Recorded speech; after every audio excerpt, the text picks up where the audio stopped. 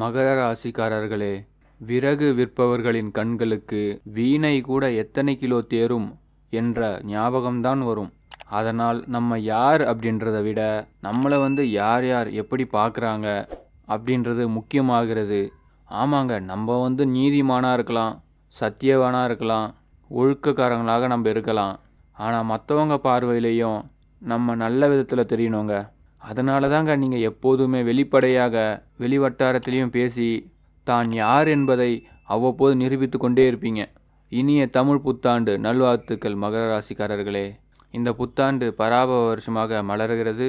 இந்த பராபவ வருஷத்தில் பல சங்கடங்களை நீக்கி பல பிரச்சனைகளும் நீங்கி ஒரு புது தெம்பு, புது சந்தோஷம், புது மகிழ்ச்சியோடு காண போகிறீங்க. உங்களை நம்பி வாழ போகிறீங்க. அப்போ இது வரைக்கும் யாரை நம்பணும்? உங்களை தான் நம்பணும். இந்த வருஷத்தில் அப்படி இல்லை. இன்னொருத்தவங்க மேலே ஒரு பாரத்தை கூட போட வேண்டாம். நம்மளே இறங்கி செஞ்சுருவோம், களத்திலே நம்ம இறங்குவோம் அப்படின்ற எண்ணத்தோடு பயணம் செய்யக்கூடிய வருஷமாக அமைகிறது. உழைப்புக்கேற்ற நல்ல பலன்கள் ஏற்படும். உங்கள் உழைப்பு மேலே கான்ஃபிடென்ட் வைங்க, உங்கள் மேலே கான்ஃபிடென்ட் வைங்க. இன்னொருத்தவங்க மேலே கான்ஃபிடென்ட் வைக்கவே வேண்டாம். நம்பி நம்பி ஏமாந்தது போதும். நல்ல பணவரவுகள் ஏற்படும். பண மைண்டாக இருங்க, மணி மைண்டு. கண்டிப்பாக பணவரவு இந்த வருஷத்தில் அதிகரிக்கும். பிரச்சனைகள், பணத்தினால் வரக்கூடிய பிரச்சனைகள் தீரும். பதவி உயர்வுகள் ஏற்படும். நீங்கள் ஏதாச்சும் பதவி உயர்வு எதிர்பார்த்துருந்தீங்கன்னா அந்த பதவி உயர்வு ஏற்படும். உங்கள் குடும்பத்தில் உங்கள் மூலியமாக வருமானங்கள் அதிகரிக்கும். உங்கள் குடும்பத்தில் இன்னொருத்தருக்கு வேலை கிடைக்கக்கூடிய வாய்ப்பு உருவாகும். குடும்பத்தில் மகிழ்ச்சி ஏற்படும். திட்டமிட்டபடி காரியங்கள் வெற்றி ஏற்படும். அதனால் என்ன பண்ணுங்கள், பிளானிங் பண்ணிவிட்டு ஒரு காரியத்தை ஆரம்பிங்க. எந்த காரியமாக இருந்தாலும், எந்த செயலாக இருந்தாலும் அதை நீங்கள் தெளிவாக திட்டமிட்டிங்கன்னா வெற்றி அடையும். நிலைத்த தன்மைகள் ஏற்படும். நிரந்தரமாக ஒரு குடியுரிமை எதிர்பார்க்குறீங்களா, அது கிடைக்கும். நிரந்தரமாக ஒரு வீடு எதிர்பார்க்குறீங்களா, அது கிடைக்கும். வாடகை வீட்டில் இருக்கேன், புது வீடு கட்டணும்னு நினைக்கிறீங்களா, செய்வீங்க. நிரந்தர சூழ்நிலைகள், வேலையாக இருக்கட்டும், விசேஷமாக இருக்கட்டும், நிரந்தரமாக அமையும். இப்போ டைவர்ஸ் பண்ணவங்களுக்கெல்லாம் கல்யாணம் நடக்கும். இந்த கல்யாண வாழ்க்கையிலெல்லாம் பிரிஞ்சிருவோம் அப்படின்ற இருந்தவங்கெல்லாம் ஒன்று பிரியணும்னு நினச்சிங்கன்னா அழகாக பிரிஞ்சிருவீங்க. இல்லை நான் எப்படியாச்சும் சேரணும்னு நினைக்கிறீங்கன்னா எப்படியாச்சும் சேர்ந்துருவீங்க. நிலைத்த நிலை, நீங்கள் எதிர்பார்க்கக்கூடிய அந்த நிலைத்த நிலையை ஆண்டவன் கொடுக்க போகிறான். இந்த காலகட்டத்தை பொறுத்த வரைக்கும் இன்னொருத்தவங்க மனசை புரிஞ்சுக்கிறதுக்கான வாய்ப்புகள் ஏற்படும். வேலை அழுத்தங்கள் கொஞ்சம் அதிகரிக்கும். எல்லாரும் எல்லா வேலையும் உங்கள் தலையில் போட்டுருவாங்க. அதனால் இன்னொருத்தவங்களுக்காக அந்த பொம்மை ஆடும். யாரோ ஒருத்தவங்க கீ கொடுக்க அந்த பொம்மை ஆடிக்கிட்டே இருக்கும். இன்னொருத்தவங்களுக்காக நம்ம பொம்மையாக ஆட வேண்டிய காலகட்டம் தான் இப்போ ஏற்படுது. வேலை அழுத்தம் ஏற்படும். மனசு அடிக்கடி சோர்வுகள் ஏற்படும். மனசோர்வை நீக்கிட்டு உங்கள் ஒர்க்கு மேலே அப்படியே லவ் பண்ணுங்கள். மனிதர்களை லவ் பண்ணுறதை விட ஒர்க்கை லவ் பண்ணுங்கள். வேலையை லவ் பண்ணுங்கள். உடலில் அடிக்கடி பெயின் வரும். இந்த வருஷத்தில் கொஞ்சம் உடல் பெயின் தான் அதிகரிக்கும். கால் கை வலி, வீக்கங்கள், அதனால் எதையும் செய்ய முடியாமல் உடம்பு அடிக்கடி கொஞ்சம் தாமதப்படுத்தும். ஒரே ஒரு சின்ன ஹெல்ப், ஒரு விஷயம் சொல்கிறேன் பாருங்களேன். ஏதாச்சும் ஒரு தொடர்ந்து ஹார்ட் ஒர்க் பண்ணாமல் இடையில் ஒரு பிரேக் ஒன்று கொடுத்துருங்க. வாரம் ஒரு பிரேக். 24 மணி நேரத்தில் ஒரு 12 மணி நேரம் நீங்கள் ஒர்க் பண்ணுறீங்கன்னா 1 ஹவர் இடையில் ஒரு பிரேக். எல்லோரும் வேலையில் இருக்கக்கூடியவங்களுக்கு பிரேக் கிடைக்கும். இது இல்லாமல் நீங்கள் ஒரு அரை மணி நேரம் பிரேக் எடுத்துக்குங்க. அந்த டேட்டில் ஒரு பிரேக் எடுத்துக்குங்க. பீஸ்ஃபுல்லாக இருக்கும். அது தாமதம் இல்லாமல் நல்லா அமையும்.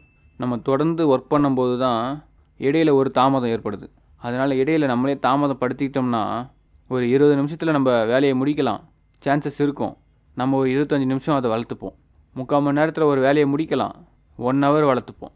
சென்னையிலேருந்து பாண்டிச்சேரி போகிறீங்க, பாண்டிச்சேரியிலேருந்து சென்னை வரீங்கன்னா ஒரு அதிகபட்சமாக ட்ராவல் கணக்கு போட்டிங்கன்னா பைபாஸில் போகிறீங்கன்னு வச்சுக்கோங்க. 2.5 மணி நேரத்தில் வர முடியுமா? பொறுமையாக 3 ஹவர்ஸில் வாங்க. ஒரு 1/2 ஹவர், அதில் ஒன்றும் பிரச்சனை கிடையாது. அப்போ என்ன ஆகும்னா, பாண்டிச்சேரிக்குள்ளே வர சொல்ல நடக்கிற வேலைகள் நடந்துடும். சென்னைக்கு போகிற வேலையில் ஈஸியாக தடையில்லாமல் நடந்துடும்.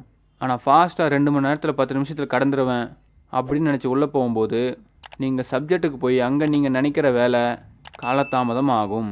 இதெல்லாம் நீங்கள் புரிஞ்சுக்கிட்டிங்கன்னா மகர ராசிக்கு சிறப்பாக இருக்கும். காலகட்டத்தில் பார்த்தீங்கன்னா வாரம் சனிக்கிழமை அன்னைக்கு பிள்ளையாரை போய் கும்பிடுங்க.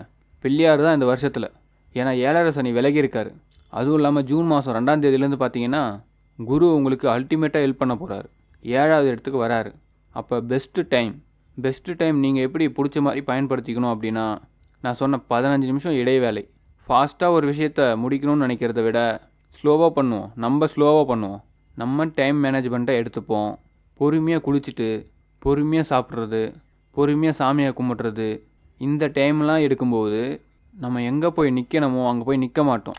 ஒரு ஹாஸ்பிட்டலே டோக்கன் போட்டு போகிறீங்க, எல்லாத்தையும் அவசரமாக போட்டுட்டு அந்த டோக்கனுக்காக நம்ம போய் நிற்கும்போது ஏதாச்சும் சிக்கல்கள் ஏற்படும். பொறுமையாக போகும்போது அடுத்தது நம்ம தான் போடுவோம். நீங்கள் நிற்கவே வேண்டாம். பொறுமையாக அழகாக டாக்டரை பார்த்துட்டு பொறுமையாக வரலாம். அவ்வளோதான். இதை மட்டும் மைண்டில் ஏற்றிக்கிங்க. கண்டிப்பாக மகர ராசி அசுர வெற்றி கண்டிப்பாக பெறுவீர்கள். நல்லது நடக்கும். நீங்கள் இந்த ராசியில் பிறந்தது ஒரு பெரிய பலன். உங்களுடைய ராசிநாதனே உங்களை காப்பாற்றுவார். அதை முதல்ல தெரிஞ்சுக்கங்க. உங்கள் ராசிநாதனே உங்களை காப்பாற்ற போகிறார். அப்போ என்ன பண்ணணும்? இந்த ராசிக்காரர்கள் நம்ம செய்கிற விஷயத்த எல்லோரும் செய்ய வேண்டியது. இந்த வருஷத்தில் மாற்றங்கள் அதிகமாக இருக்கும். நிச்சயமாக குடும்ப வாழ்க்கையில் மாற்றங்கள் ஏற்படும். வேலை விஷயங்களில் மாற்றங்கள் ஏற்படும். பண விஷயங்களில் மாற்றம் ஏற்படும். மாற்றங்கள் அதிகமாக இருக்கும். அதாவது நல்ல நண்பர்கள் கண்டிப்பாக கிடைக்கும். பழையதை விட புது தொடக்கங்கள் அதிகமாக இருக்கும். பழையதை விட புது தொடக்கங்கள். ஒரு விஷயத்தை நான் புதுசாக ஆரம்பிக்கிறேங்க, அந்த விஷயத்தை நீங்கள் கண்டிப்பாக செய்வீங்க. பொறுமையாக இருந்தீங்கன்னா பெரிய வளர்ச்சியை இந்த வருஷத்தில் பெற முடியும். பொறுமையாக இருக்கணும். எல்லா விஷயத்துலையும் பொறுமையாக இருங்க. அது உங்களுக்கு பெரிய வளர்ச்சியை கண்டிப்பாக ஏற்படுத்தும்.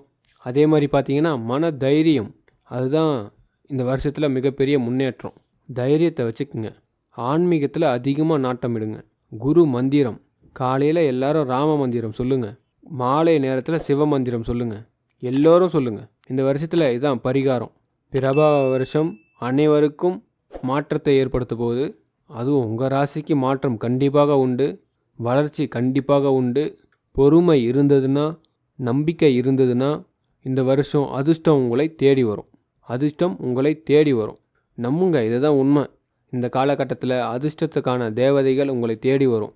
மிக ரகசியமாக வரும். இந்த வருஷத்தில் நீங்கள் இந்த ஒரு விஷயத்தை மட்டும் செய்யுங்க. தினசரி ஒரு சின்ன மேஜிக் தினசரி ஒரு விஷயத்தை மட்டும் தொடர்ந்து பண்ணுங்கள். டெஃபினெட்லி இந்த மேஜிக் உங்களுக்கு சக்ஸஸ்ஃபுல் ஆகும். ஒரு 11 நிமிஷம் உங்கள் வாழ்க்கையில் உங்களால் ஒதுக்க முடியுமா? அப்படின்னா முடியும்னு கமெண்ட்டில் சொல்லுங்கள். ஒரு நாளையில் 11 நிமிஷத்தை மட்டும். அதே மாதிரி ஒரு வாரத்துக்கு 48 நிமிஷம், 48 மினிட்ஸ். அதே மாதிரி ஒரு மாதத்துக்கு 48 மணி நேரம் எடுத்துக்கங்க. ஒவ்வொரு மாதமும் அவ்வளோதான். ஒரு நாளைக்கு 11 நிமிஷம், ஒரு வாரத்துக்கு 48 நிமிஷம், ஒரு மாதத்திற்கு 48 ஹவர்ஸ். அந்த 11 நிமிஷம் ஒவ்வொரு நாளும் ஒரு அமைதியாக இருங்க. ஏதாச்சும் ஒரு இடத்துல குளிர்ந்த இடம், கட்டாயமாக ஒரு இடத்துல ஃபிக்ஸ் பண்ணிட்டுலாம் உட்காந்துட்டிங்கன்னா அது பிடிச்சதாக இருக்காது. அந்த இடத்துல ஒளி இருக்கவே கூடாது. கண்ணு திறந்து பார்த்தீங்கன்னா வெளிச்சம் வெளியில் தெரியும். அதுக்குன்னு இருட்டாக இருக்கக்கூடாது.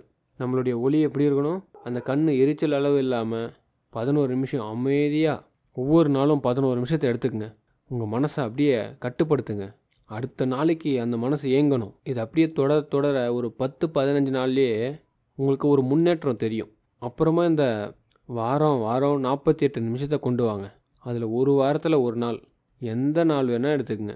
இந்த 48 நிமிஷம் ஏதாச்சும் ஒரே ஒரு விஷயத்தை மட்டும் சிந்திக்கணும். ஏதாச்சும் ஒரு விஷயம். இடம் மாறணும், பணம் வரணும். எதை பற்றியும் திங்க் பண்ணக்கூடாது. இந்த 48 நிமிஷம் மாதம் 48 மணி நேரம், அதாவது 2 நாள் உங்கள் லைஃப்பில் எல்லா விஷயத்தையும் இப்படி தூக்கி வச்சுட்டு ஒரு 2 நாள் மட்டும் இந்த 48 நிமிஷம் யோசிச்சிங்கல்ல. இந்த 11 நிமிஷம் காமாக இருந்ததை 48 நிமிஷம் யோசிச்சிங்கல்ல. அந்த 48 நிமிஷம் யோசித்ததை அந்த 2 நாள் அதுக்கான பயிற்சி எடுங்க, அதுக்கான முயற்சியை எடுங்க. கண்டிப்பாக வளர்ச்சி உண்டு. இந்த தத்துவத்தை மட்டும் தெரிஞ்சுக்குங்க. இந்த வருஷம் உங்கள் வாழ்க்கையில் எல்லா விஷயமும் சக்ஸஸ் ஆக போகுது. உங்களுக்கான கணக்கு இதுதான். இந்த காலக்கணக்கை தெரிஞ்சுக்கிட்டிங்கன்னா நிச்சயம் வெற்றி உண்டாகும். வாழ்த்துக்கள், நல்லதே நடக்கும். மறக்காமல் சேனலை சப்ஸ்கிரைப் பண்ணுங்கள். கமெண்ட்டில் உங்களுடைய நட்சத்திரத்தை கமெண்ட்டில் சொல்லுங்கள். நன்றி.